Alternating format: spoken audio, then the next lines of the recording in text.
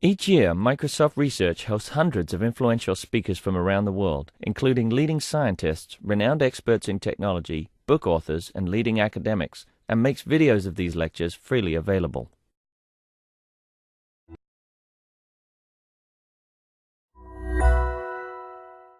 Hi everyone, this morning it's my pleasure to introduce Dipanjan Das, who's visiting us from CMU. His talk will be on robust shallow semantic parsing, which is a task that many of us have spent a long time thinking about and which we all think is very important for upcoming possible applications of our natural language processing techniques. He's about to graduate. His advisor is Noah Smith. He received the Best Paper Award at the ACL 2011 for a paper on unsupervised part-of-speech tagging, but since the majority of us had already seen that talk, we asked Dipanjan to speak of his other work. But certainly the part-of-speech tagging is very noteworthy work that you've done. So thank you very much. Thank you. Okay. Firstly, thanks for inviting me to give the talk here. I'll talk about this work, which is a major part of my PhD dissertation. It's about shallow semantic parsing of text using the theory of frame semantics. So this talk is about natural language understanding. Given a sentence like "I want to go to Seattle on Sunday," the goal is to analyze this by putting layers of information such as, say, part-of-speech tags. If we want to go deeper, we can look at dependency parsers. However, here we are interested in even deeper structures.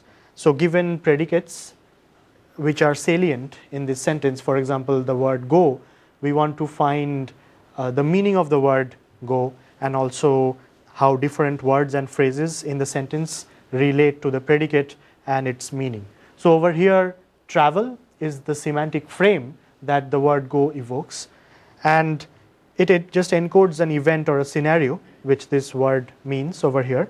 And there are other words and phrases in the sentence that relate to the semantic frame that go evokes. So over here, these roles are participants that basically relate with this particular frame which the predicate go evokes. So I is the traveler over here, to Seattle is the goal where the person wants to go, and time is an auxiliary semantic role. So there are multiple predicate argument structures possible in a sentence. So over here, the word want also evokes a semantic frame called desiring, and there is the subject I that fulfills the semantic role experiencer. So this talk will be about the automatic prediction of this kind of predicate argument structures. Mostly it has been described in these two papers from NACL 2010 and ACL 2011, but I'll be talking about some unpublished work as well. Okay, so one thing is that please stop me if you have clarification questions. So broadly, my talk is divided into these three sections: why we are doing semantic analysis, and I have subdivided it into the motivation section, why we chose this kind of a formalism for semantic analysis, and finally applications. The second part of the talk is the core, where I talk about statistical models for structure prediction, and this task can be divided naturally into frame identification, finding the right frame for a predicate, and argument identification, which is basically the task of semantic role labeling, finding the different arguments once the frame is disambiguated. And importantly, each of these sections will focus on the use of latent variables to improve coverage of frame identification, and the argument identification we will note the use of dual decomposition, but a new twist on dual decomposition, which we call dual decomposition with many overlapping components. And the final section, I'll talk about some work on semi-supervised learning to improve the coverage of this parser, and I'll primarily focus on some novel graph-based learning algorithms. Okay, so this is the outline.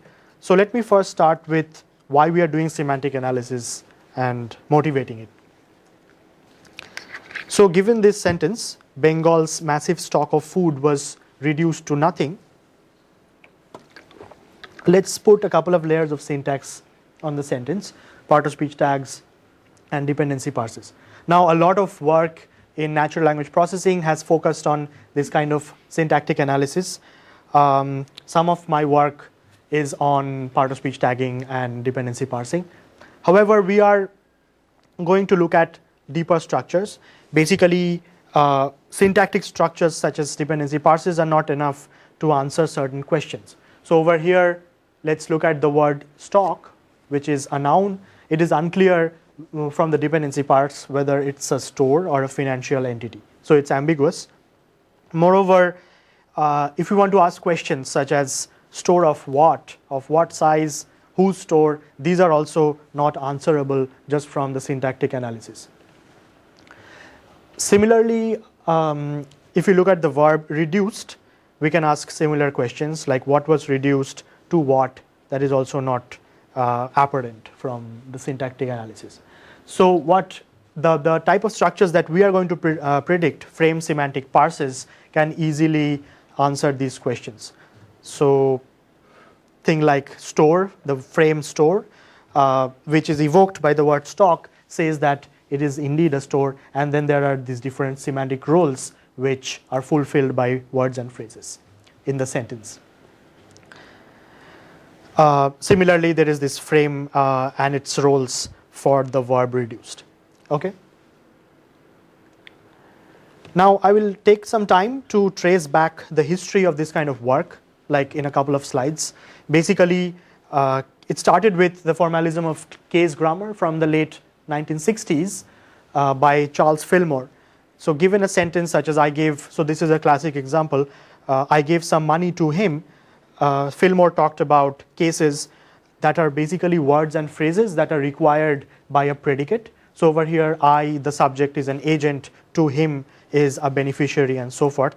So it talked about three salient things, the case grammar theory.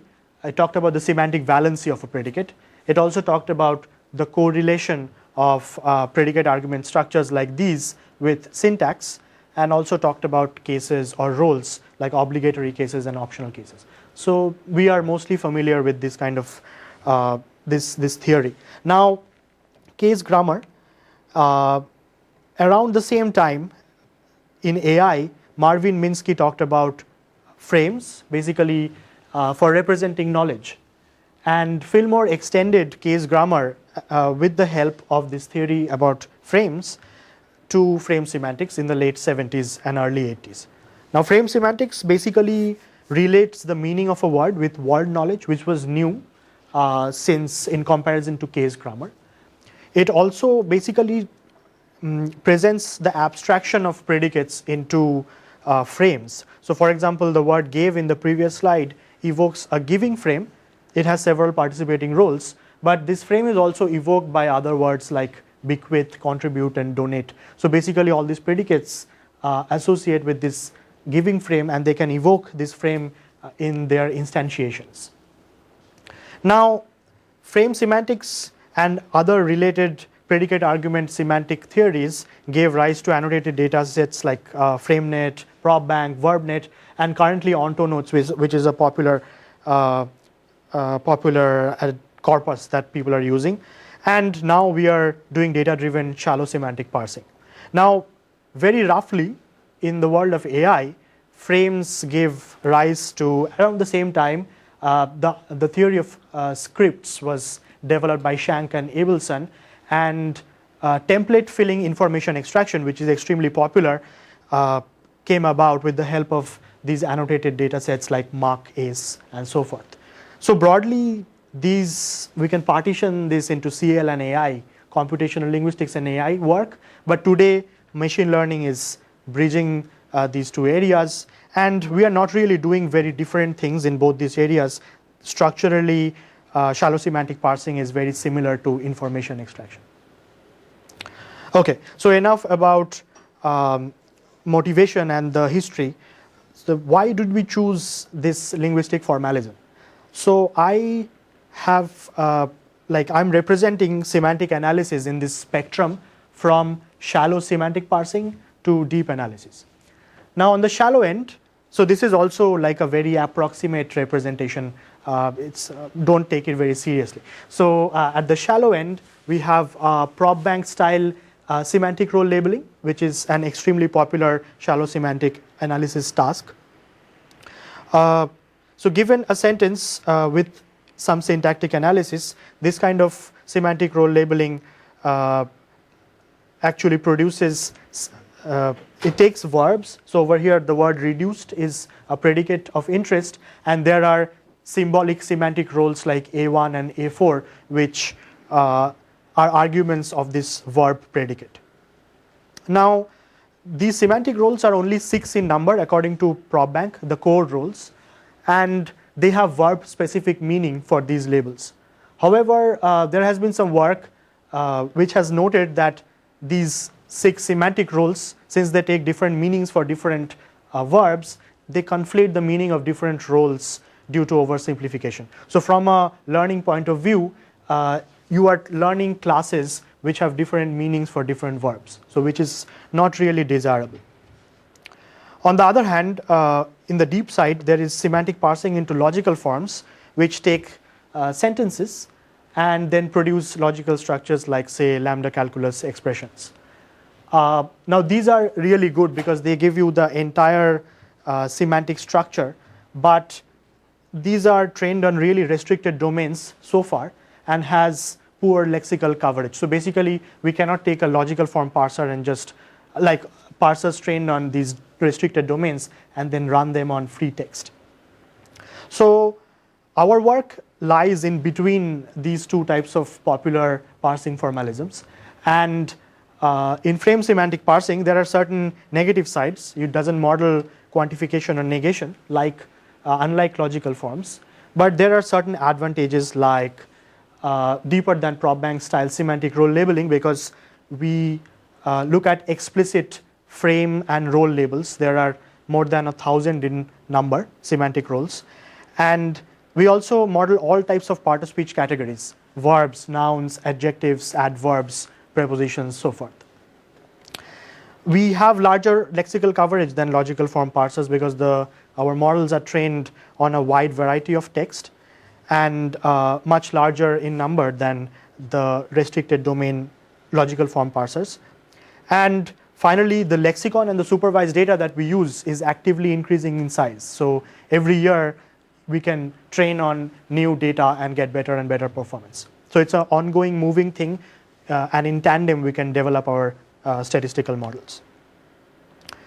Okay, so I come to applications next.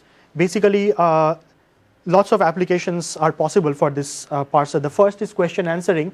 So let's say the example that I showed you before, if we take a question that tries to extract some information from a large data set, basically if we parse both the question and the answer with frame semantic parsers, we will get isomorphic structures that can be used, say, in features or constraints in whatever way to answer questions.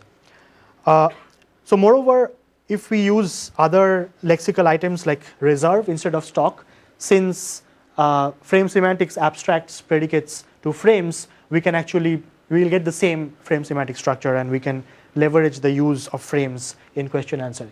So this type of work has been done previously by Bilotti et al. In information retrieval, where they use prop bank style semantic role labeling systems to build better question answering systems. And right now, the deep QA engine of Watson, which is partly developed in CMU, is using my parser for question answering.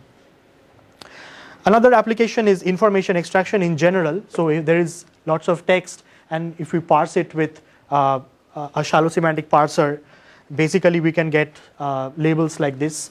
The bold items are the words that evoke frames, and then there are semantic roles underlined.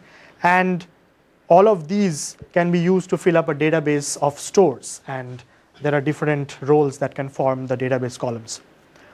And yeah. I'm intrigued by your comment about IBM system. Yeah. Has there been any quantification No. they've been able to do? Or No. They haven't done it, or they don't?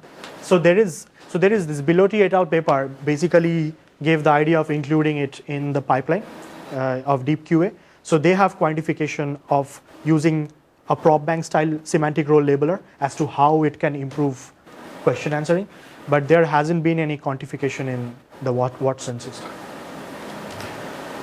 Okay. Right. So the last thing I'll comment about applications is multilingual applications. So let's take the translation of this sentence in Bengali, which is my native language. It is a syntactically divergent language from English. It is free word ordered, but the roles and the frames actually work, most of them work in Bengali as well. So we can use word alignments to associate different parts of the English sentence with the Bengali sentence, and we can do things like translation, cross-lingual information retrieval, or fill up multilingual knowledge bases. So this is just some hand-wavy suggestions as at doing multilingual things with frame semantic parsers. Okay, so I will next come to the core of the talk of statistical models for structure prediction. Most of this work has been described by in this paper from NACL 2 years back, but some of this is under review right now. Okay. So before I go on to the models, I'll briefly talk about the structure of the lexicon and the data that we use to train our model. Now, the lexicon is basically this ever-moving thing called FrameNet, which is a popular lexical resource. So this is a frame where placing is the name of the frame. It again encodes some event or a scenario. There are semantic roles like agent, cause, goal, theme, and so forth. And these black ones are core roles, and the white ones are non-core roles. These non-core roles are shared across frames. So these are like the arg-m roles from prop bank. There are some interesting linguistic relationships and constraints that are provided by the expert annotators. So over here there is this excludes relationship. I will briefly, I'll talk about it later on. These are binary relationships between semantic roles. And there are potential predicates that are listed with each frame that can evoke this frame when instantiated in a sentence. So arrange, bag, bestow, bin, these are things that can evoke the placing frame. There are several frames in the lexicon. Actually, there are like 900 in number currently. So I'm showing some like 6 examples over here. There are some interesting relationships between these frames. They form sort of a graph structure, and the red arrows over here, it is the inheritance relationship, which says that the dispersal frame, for example, inherits its meaning from the placing frame. And there is this used by relationship also, and there are some other multiple relationships that the linguists use to create this frame and role hierarchy. Now, there was this benchmark data set that we used to train and test our model. Now, it is a tiny data set in comparison to other semantic role labelers, other data sets that are used to train other semantic role labeling systems. So basically, there were around 665 frames. The training set contained only around 2,000 annotated sentences with 11,000 predicate tokens. Now, we use this for comparison with past state-of-the-art, very tiny data set. Now, in 2010, there was a better lexicon that was released. It nearly doubled the number of annotated data, and there were more frames and role labels, more predicate types also in the annotations. So this is now being increasingly more information is being added, and it's easy to train our systems as more data becomes available. So we will also show numbers on this data set. Right. Are the frames being created in conjunction with the training set sentences, or yes. do the frames exist in those? Right. So as they find a sentence that they can't assign a frame to, they add a new frame to Exactly. Yes. So previously, what happened was before these we call these full text annotations that was released in SEM Eval 2007. Before that, they used to come up with frames without looking at a corpus. So right now, after the development of this corpus, whenever a new frame, a word or predicate cannot be assigned with a new frame, they add new frames. Also, that works for roles also. So that list of verbs that can be associated with each frame comes from the sentences? It comes, in our model, it comes both from the lexicon, which was present before the corpus was annotated, as well as the corpus, a union of those two. And these are not only verbs, there are nouns, adjectives, adverbs, prepositions. So if I give you a new sentence, so what's the chance that you are going to need a new frame to parse this sentence? There is a big chance. Okay. So we work on the assumption that these 900 frames that we have currently, they have broad coverage. That's the assumption. But it's interesting, it can be an interesting research problem to come up with new frames automatically. So we will see some work where we assign or increase the lexicon size by getting more predicates into the lexicon. So that will be the last part of the talk, but not frames. So we assume that the frame set is fixed. How big is the lexicon now? This is what we work with currently. So this is released in 2010. I think they haven't made a formal. Yes. Yes.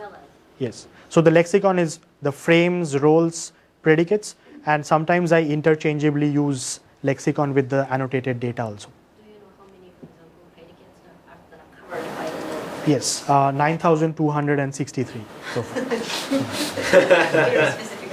Sorry, so for the test set, there is for each predicate in the test set, there is a known frame. Not necessarily. Has been represented in the training set? That's a great question. Yeah, it is not the case. So I have semi-supervised learning algorithms that can handle those predicates which were not seen either in the lexicon or the training data. So given the inheritance, so suppose in the test set you annotate some specific frame. Yes. And then your system predict a parent frame. Yes. What happened to it? You will get partial score. But that's another great question. We do not exploit the relationships of frames during learning. That can be an extension where you can use the hierarchy information to train your model, get better. Like an example would be like if you use a max margin sort of training, your loss function can use the partial, like the related frames, for example. Okay. So this is the set of statistical models that we use to train our system. So I'll first start about frame identification, which will also address Lucy's point of these new predicates that we don't see in the training data or the lexicon. So let's say we have this predicate identified as the one evoking a frame, and it is ambiguous. We don't know which frame it will evoke. So the goal is to find the best frame among all the frames in the lexicon. So we can use this simple strategy by selecting the best frame according to a score that scores a frame, a predicate, and the sentence, basically the observation. Now, we like probabilistic models. So let's say that we use this conditional probability of a frame given a predicate and a sentence. This can be framed using a logistic regression model. Now, there are certain problems with using a simple logistic regression model here. Look at the feature function. It takes the frame, the predicate, and the sentence. Now, what happens when a predicate is unseen, you did not see it in the lexicon or the training data, the feature function will find it difficult to get informative features for predicates that you did not see before. Moreover, so unable to model unknown predicates at test time. This is the first problem. The second problem is that if we look at the total feature set, its order is the number of feature templates, capital T, multiplied by the total number of frames, multiplied by the total number of predicate types in the lexicon. So this is the number of features in the model. Now, for our data set, this turns out to be 50 million features. And we can handle 50 million features now, but we thought, can we do with less number of features, and can we do better? So instead, we have a logistic regression with a latent variable, where the feature function doesn't look at the predicate surface form at all. So the feature function is basically the frame, something called a proto-predicate, the sentence, and the lexical semantic relationships between the predicate and the proto-predicate. And so basically we are assuming that a proto-predicate is evoking the frame, but through some lexical semantic relationships with the surface predicate. Okay? So there is a frame, there is a proto-predicate, and then there are lexical semantics relationships with the actual predicate. And since we don't know what proto-predicate it is, we marginalize it in this model. Is this kind of clear? With example, which I'm going to show you now, it will become clear. Yeah. What's the relation between this and prototype learning, like for example, our leaders working on? Yeah, so that was like nearly unsupervised, like mostly unsupervised. So you take prototypes and then expand your knowledge. It is kind of related, but so here your prototype would be the one that you see in the training? Yes. So here is an example. So let's say for the store frame, you saw cargo, inventory, reserve, stockpile, store, and supply. But if your actual predicate was stock, which we saw before, we just use lexical semantics relationships with stock, and the features only look at those relationships which are only 3 or 4 in number. Okay. So I'm a bit confused. So in the training time, you already know the predicate of each predicate. Right. But at test time, you don't know the predicate. Yes. So when you use the latent variable in training time, it's not latent. It is not, but you will get feature weights corresponding to, let's say that in training, store was the predicate.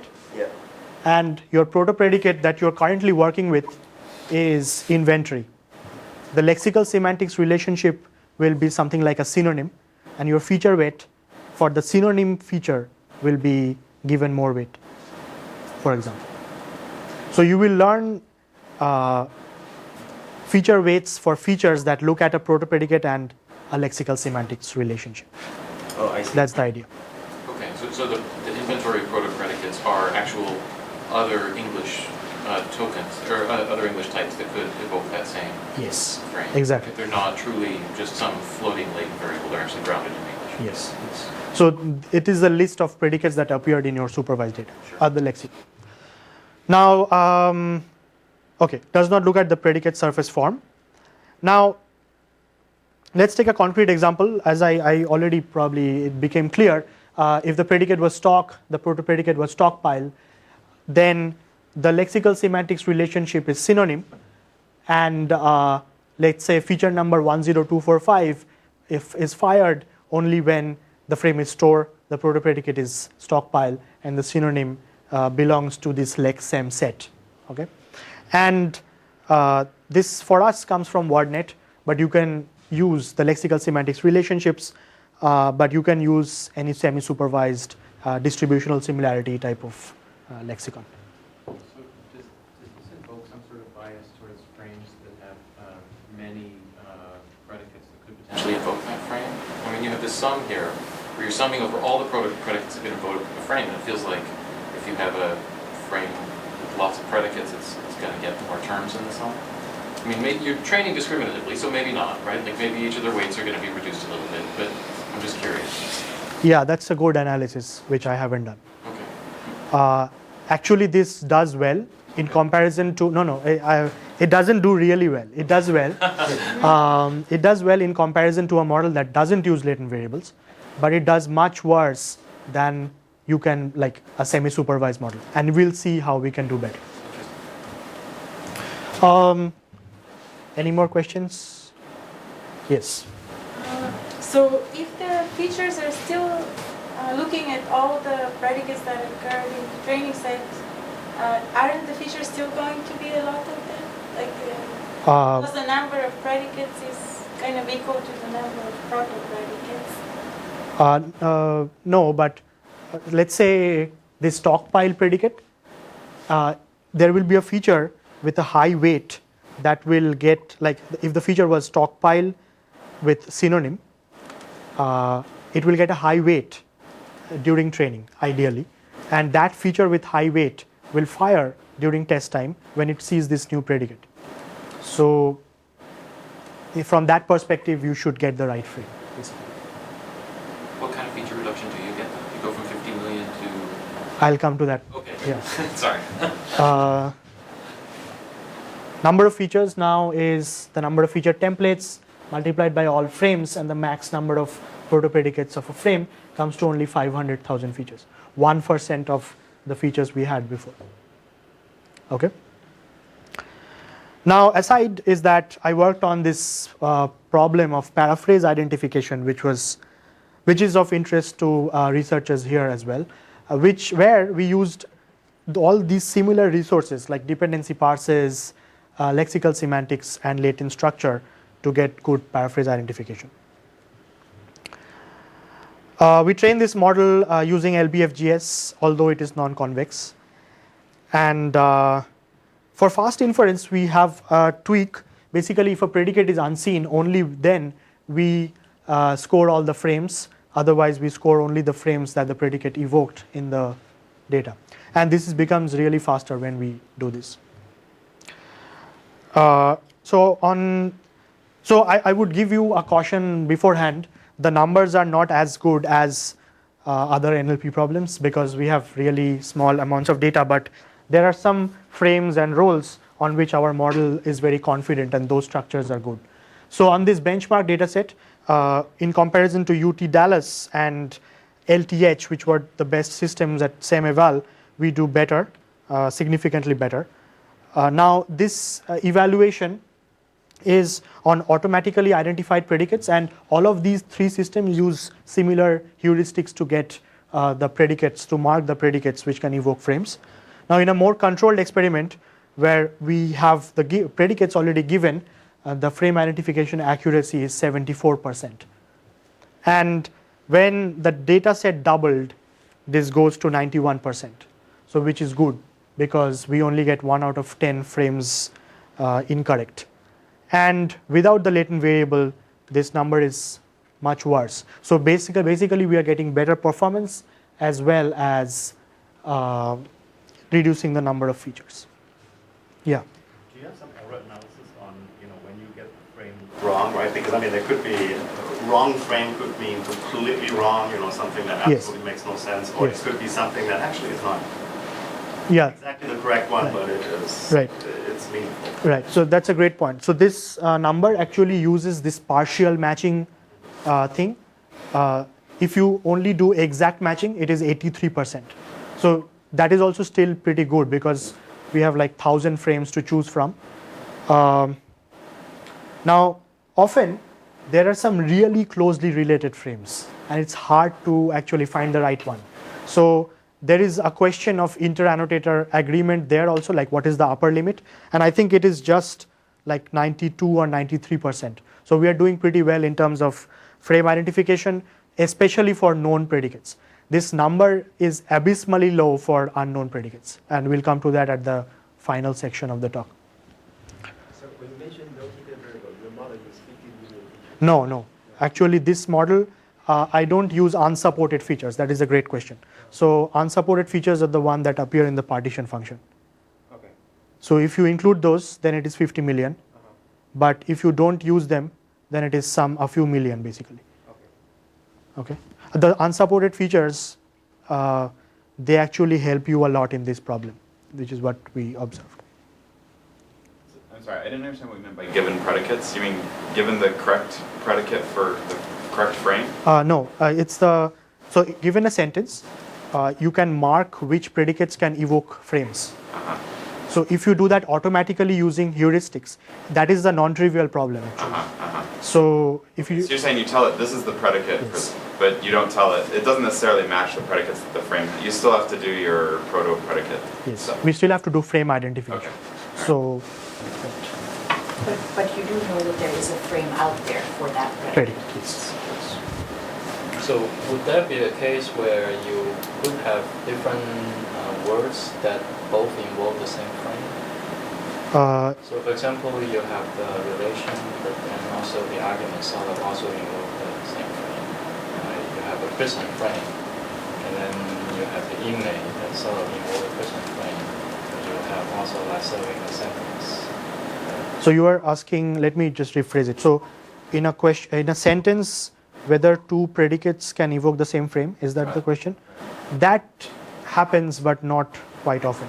But we do not, since we do not jointly model all the predicates of a sentence together, that from a learning or inference point of view, we don't care about what other predicates are evoking.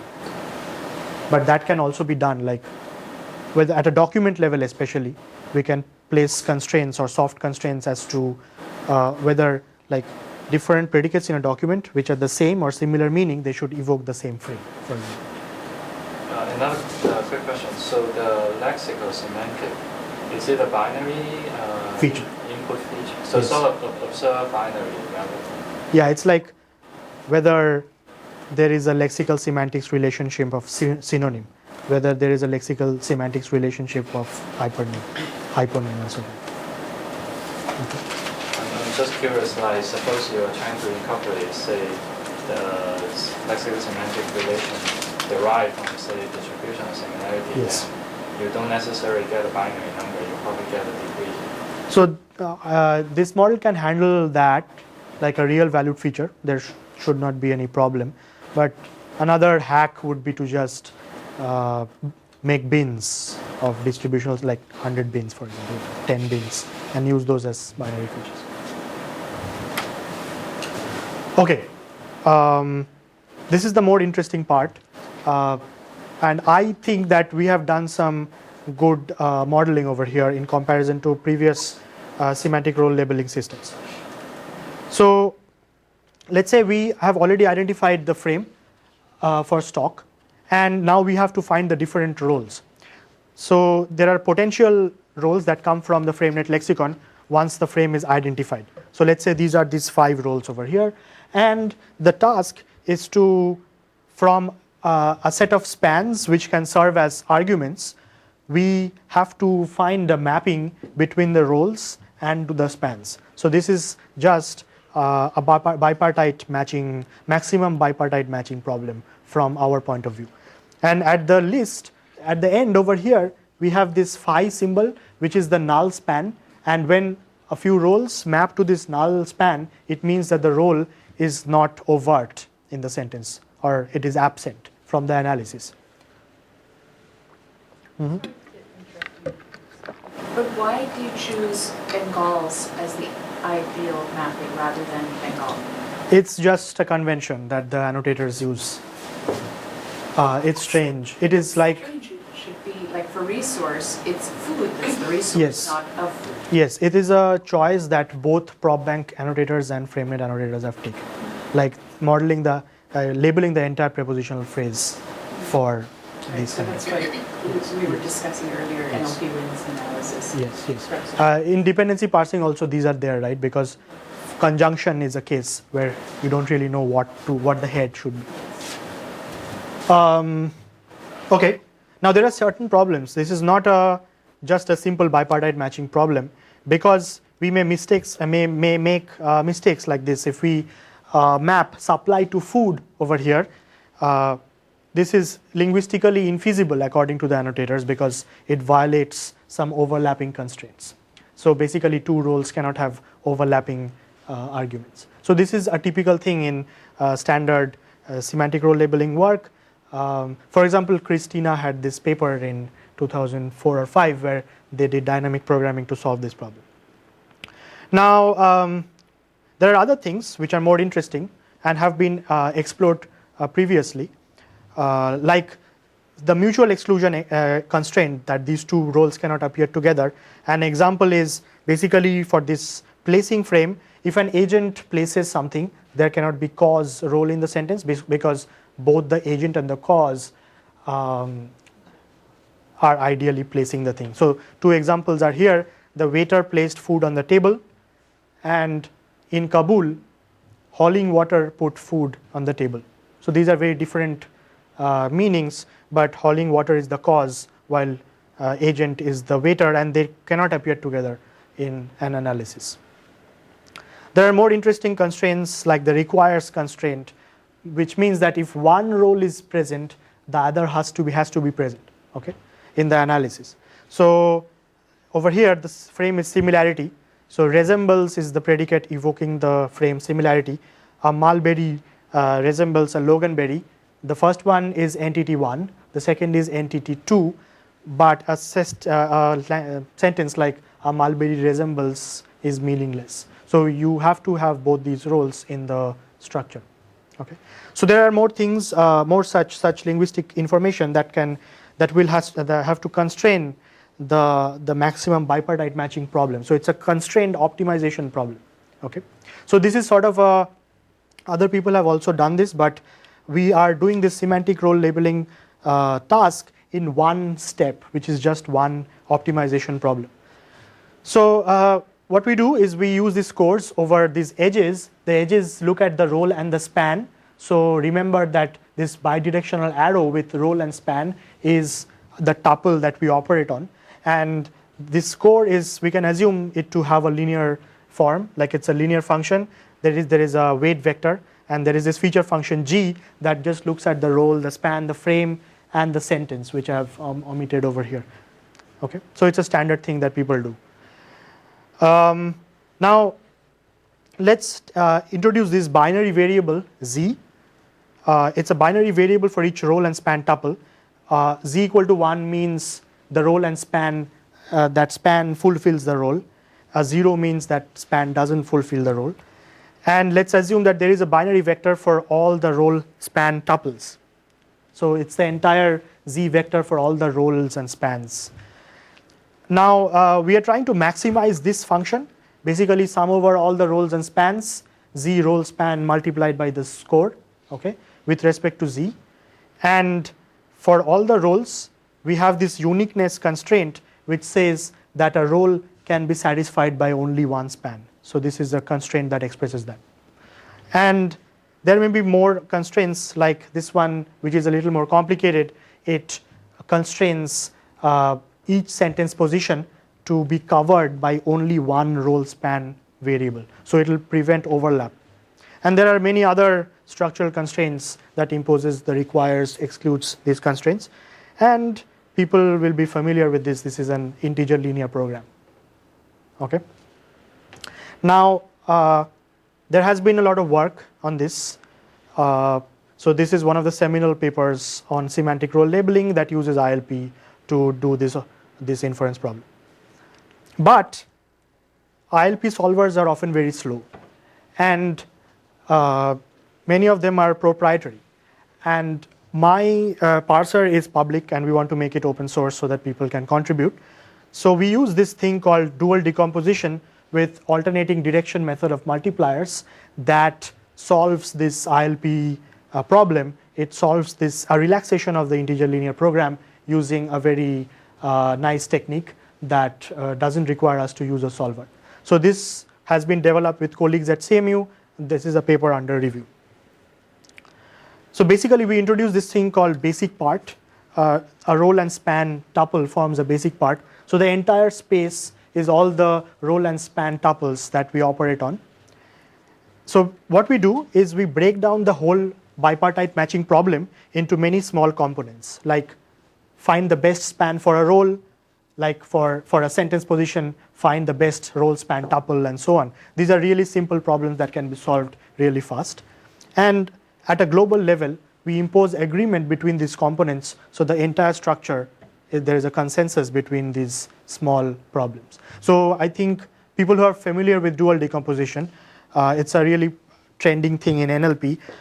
What people do is that they have two big problems that can be solved using, say, dynamic programming, and then there is a consensus step at the end. But this is very different from that because we didn't break the problem down into two big things. That is not really possible for this task. We have many, many small things, and then we try to impose agreement.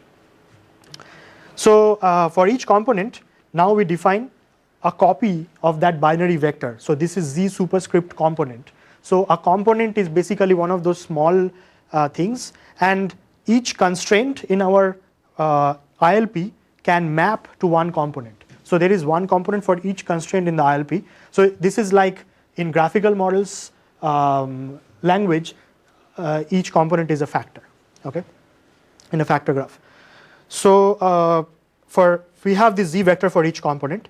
So basically we define this function called bold score that scores this entire binary factor, this binary vector, and it uses that role span score that we saw before. So given an entire z component vector, we have this function that gives us a score. Now the ILP that we saw before can be expressed in this way. So we sum up over all the components with this score, and we have this constraint where all the z's for all the components, roles and spans, they have to agree, and that agreement is done by using this witness vector u for consensus. So basically if all the z's are equal to this u for the different components, we have a consensus. Okay, please stop me if there are questions. Now so this is the primal problem where z are integer. Now we try to solve an easier problem, which is primal prime, which is where the integer constraints are relaxed. Okay, so it's a linear program. Now we convert that to an augmented Lagrangian function. So this is a new thing in comparison to the Collins work, where we augment the Lagrangian function with this term. Okay, this term is a quadratic penalty that actually should be ideally 0 because the z's are equal to the u, so it doesn't make a difference to the primal the LP, but it actually brings consensus faster. So that's the reason why people use it. So this is a standard trick that people do in the optimization community. Now this augmented Lagrangian function, which looks like this, the saddle point can be found using something called alternating minimization, which is again another standard trick in optimization. And what is nice is that the saddle point which we seek can be solved using several decoupled worker problems. So it's basically an iterative optimization technique where there are 3 steps. There are Lagrange multiplier updates, there are consensus variable updates, and there are z updates.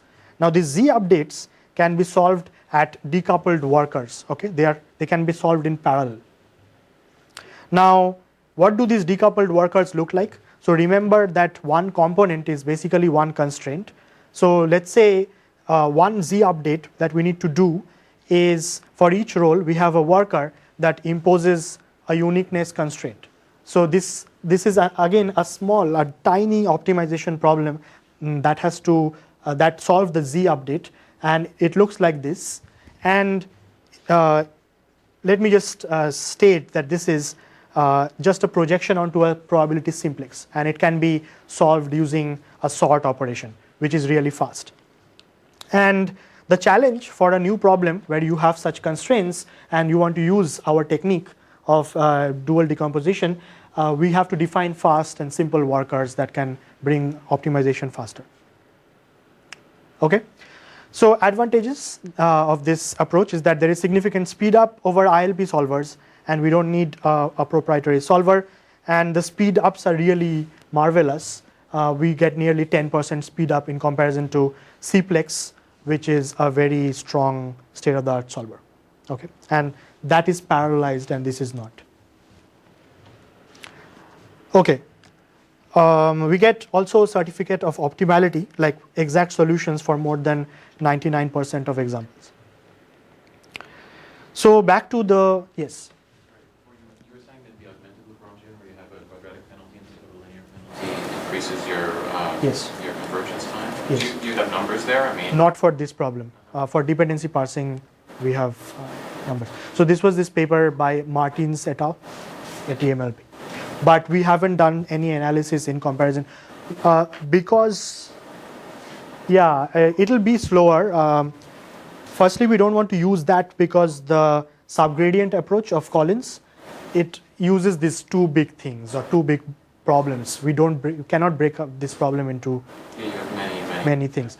There are some possibilities, but we haven't found any way. Like the dynamic programming trick to reduce overlap, remove overlap can be one big component, but I have no way to impose those other small constraints in a big problem. Okay, so learning, we use straightforward learning. We use local learning actually to learn these weights by just taking roll and span pairs. We also have done some experiments where we do global inference using dual decomposition and use a max margin trick. That doesn't work very well for some reason. So we stuck with maximum conditional log likelihood training. So here are some numbers. Just for argument identification, we get a precision boost of 2% using joint learning, and these numbers do not. So we are doing better than local inference, but these numbers do not reflect things like whether the output is respecting the linguistic constraints that we placed. So we measured those. The local model makes 501 violations that include overlaps, requires and excludes relationships, while we make no violations. So this local model is just using the span score as the best assignment? Yes. Under any number? Yes, yes. So we have some numbers about that uses beam search. These accuracies are similar, but it makes like 550 or 60 violations. Do you know why? So given that there is a substantial reduction of the violation, why there is not an equal? Great question. Yeah, we also wondered about that. So basically, let's say we are trying to, there is this requires relationship, and the local model predicted entity 1 and didn't predict entity 2. Okay. Now the script that measures performance, it will give the local model some score for entity 1. On the other hand, this model is very conservative and did not produce either entity 1 or entity 2. So it got lower scores for that example. So have you measured, so this is including partial matching? This is just argument identification. No, but the frames are given. But I mean, it's sort of using a somewhat relaxed relation, like you reward partial argument identification. That doesn't happen. No, we can change the script to do that, but we don't do that. No, my question is, in this score, you're saying the local does better, even better in this case because it identified one argument. Yes. And it's get rewarded by the partial score. That's my question. It is not really a partial score. It will. So when the local model chose entity 1 and it predicted it correctly, like mapped it to the right span, right, the script gave it some points. Right. But this model neither predicted entity 1 or entity 2 because it respects that constraint. Right. So my suggestion is actually, like, suppose if you look at the complete matching. Yes. So just like parsing, like you can look at just bracket F1, but you can also. I think the level accuracy. Yeah. So yeah, that can be. Frame level accuracy. Yeah, that we haven't done. Yeah. Right. We can consider. Necessarily better because just as you said, to make it consistent, probably won't predict any of that happens actually. But at least the precision should suffer in the first one. Recall probably. We can discuss this more because I want to have numbers which reflect the better quality of parsers. Well, in some other share tasks like bio-NLP share tasks, for example, they have a very strict evaluation where you have to get every row correct. Okay. So there is actually sort of having an opposite problem. Right. You don't see much. Okay. Yeah, I'm really scared about this. No, this is a good point because the reviewers will also point this out for us, our people. Okay. On a benchmark, so this is full parsing, like identifying frames as well as arguments. Again, auto predicates because like these systems actually identified auto predicates and gave us their output. So we do again much better, nearly 5% improvement, which is significant. On given predicates, we do even better, like 54%, while on the new data, it is like 69%. Now we can get much better than this, and we are training only on very few examples in comparison to other SRL systems. And as more data becomes available, we are hopeful that this will get better. Now, the last part of the talk is about semi-supervised learning for robustness. I'm really excited about this topic because I'm interested in semi-supervised learning. Now, this has been presented by this paper from last year's ACL, but I've done more work on this and I'm going to present it as well. So, unknown predicates, frame identification accuracy is just 47%, which is half of what we get for the entire test set. So on out-of-domain predicates, new predicates, the model does really badly. And this is reflected on the full parsing performance also, because once you get wrong frames, your whole parsing accuracy will go down.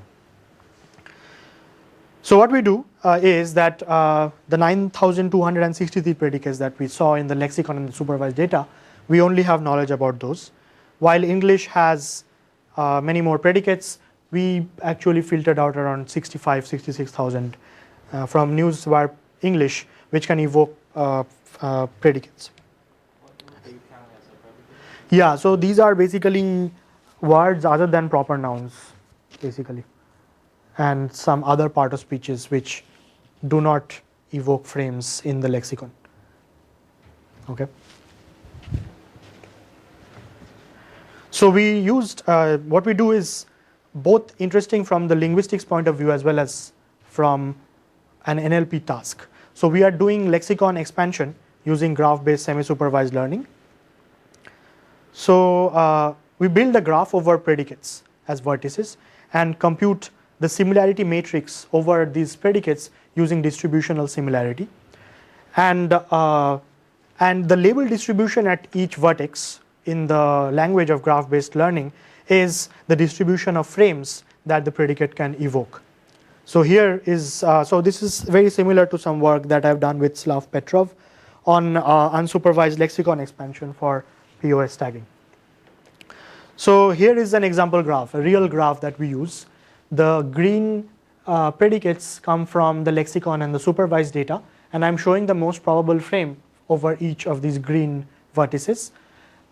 Similarity is on the right side, and unemployment rate and poverty is on the left. And the black predicates are the ones which can potentially serve as predicates. And we want to find the best set of distributions, the best set of frames for each of these predicates. And we call the green ones seed predicates, and the unlabeled predicates are the black ones. And we want to do graph propagation to spread labels throughout the graph to increase our lexicon size. And this is an iterative procedure that continues until convergence. So brief overview, a graph is like lots of data points. The gray ones are, so we have the geometry of the graph by this symmetric weight matrix that comes from distributional similarity for us. And there are high weights which say that these two predicates are similar, and low weights say that they are not. Now, these R1, R5 on the gray predicates, the gray vertices are the ones which come from labeled data. So we have supervised label distributions R on the labeled vertices, and the Q are basically distributions to be found on the vertices. Now we use this new objective function to derive these Q distributions. So this is some work, this is under review right now. So basically, if you look closely, what we are doing here, the first term in the objective function that we are trying to minimize, it looks as the Jensen-Shannon divergence between QT and RT for the labeled vertices. So basically, for the observed and the induced distributions over labeled vertices should be brought closer using the first term. Okay, the Jensen-Shannon divergence is basically an extension of the KL divergence, which is symmetric and smoother. The second term over here, which is more interesting, it uses the weight matrix to bring the Jensen-Shannon divergence of the neighboring vertices distributions. And finally, this is another interesting term that induces sparse distributions at each vertex. So this penalty is called the L1, L1, 2 penalty. That was it's called the elitist lasso in the regression world. So basically, what it does is that it tries to induce vertex level sparsity, and the intuition is that a predicate in our data can evoke only 1 or 2 frames. So out of the 900 frames in the distribution, you only want 1 or 2 things to have a positive weight, and rest of them should be 0.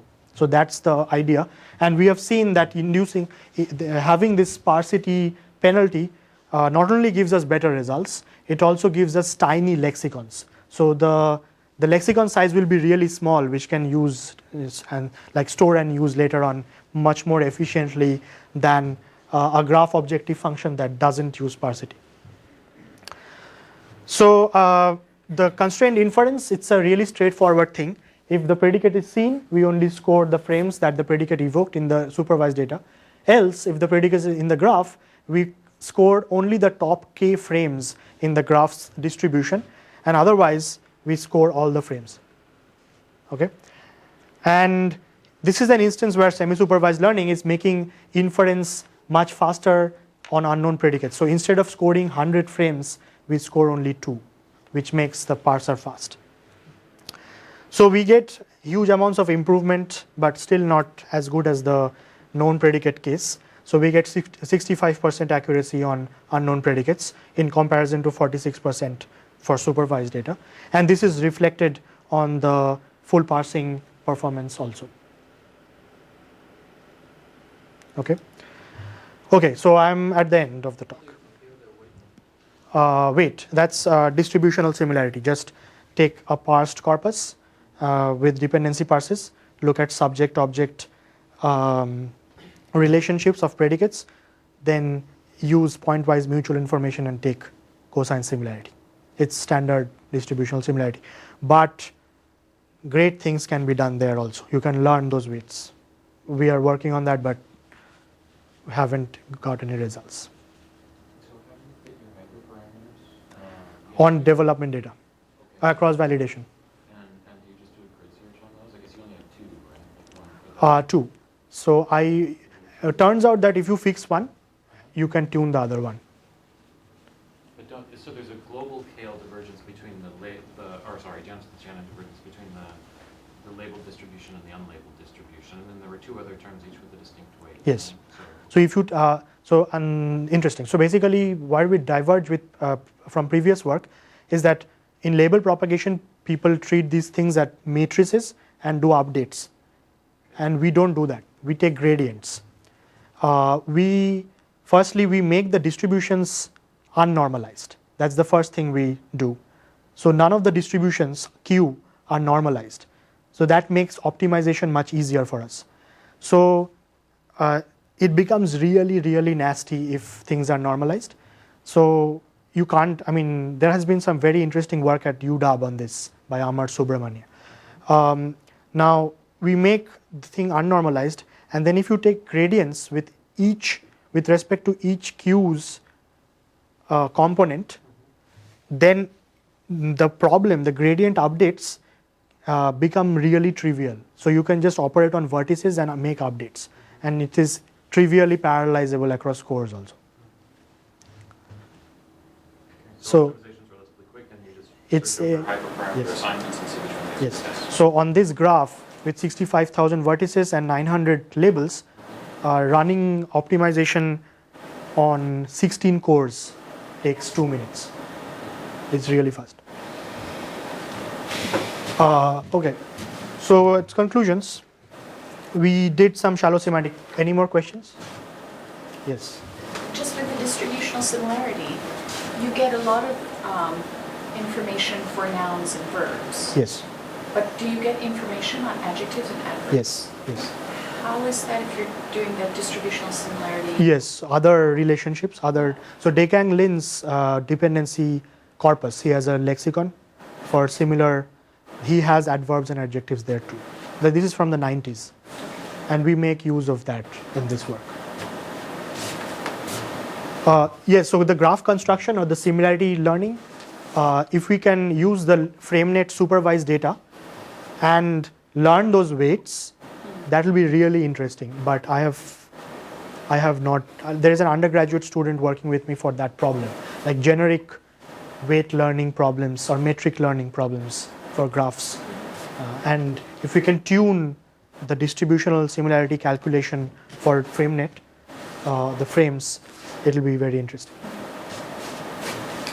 Okay, so shallow semantic parsing using frame semantics, richer output than SRL systems, more domain general than deep semantic parsers, and on benchmark datasets we get better results. In comparison to prior work, we do less independence assumptions for just have 2 statistical models. There are semi-supervised extensions, and we saw an interesting use of dual decomposition with many overlapping components in this work. Lots of possible future work. We can train this. So one trivial extension is to train this for other languages. The 6 languages have frame semantic annotations. Use these techniques for deeper semantic analysis tasks, like logical form parsers have this problem of lexical coverage, whether we can use this type of semi-supervised extensions for like merging distributional similarity and logical form parsing in some way, and use parser for NLP applications. So right now, actually, our parser is being used to bootstrap more annotations by Fillmore and his team, which is interesting because it closes a circle and gives us more data. And the parser is available.